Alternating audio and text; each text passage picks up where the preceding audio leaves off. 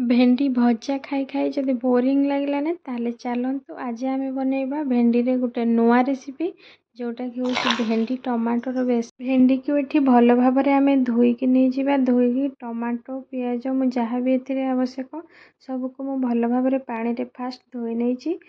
2 ରୁ 3 थर आम भल से धोईकी या आम नवा धोईकी ता सहित पानी आम काढ़ीदबा अलगा करदबा तापर मुझे भेंडीर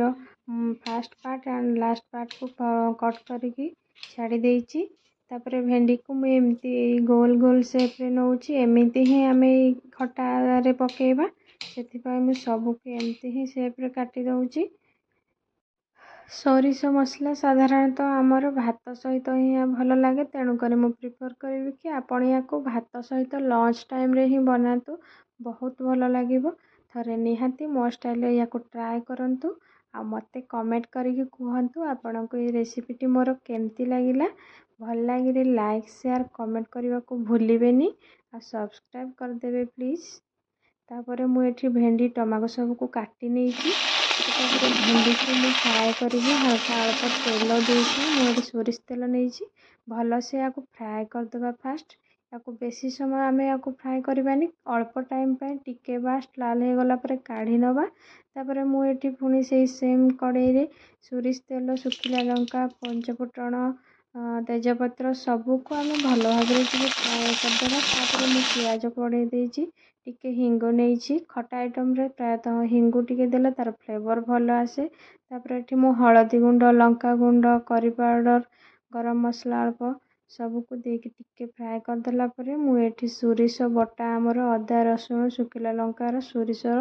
मुझे गोटे पेस्ट बनई कि आगु ही रखी आम ऐड करदे मुझे 1 ରୁ 1.5 ଚାମच ऐड करी खटारे तो करी पत्र न पड़े तो ये आमर हबनी